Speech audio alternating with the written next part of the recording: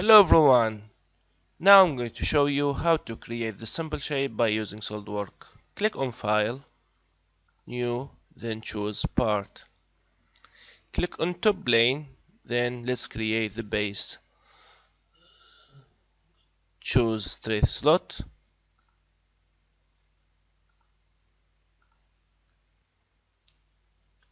Click on this point and this origin point and make coincident.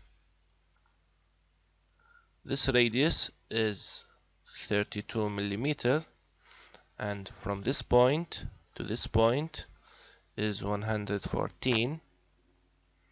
Create two circles. The diameter of the circle is 22 millimeter.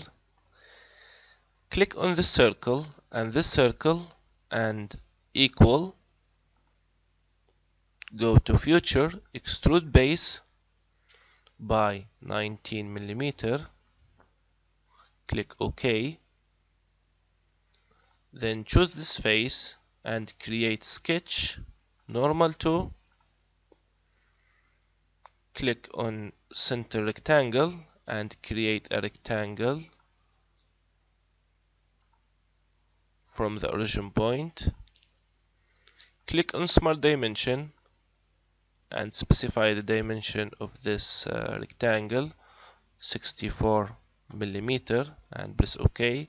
Go to Future and extrude base. Extrude base by 64 minus 19. 64 minus 19. Then click OK. Now choose the right plane and click on Sketch, Normal to. Click on Line, then draw a line like this.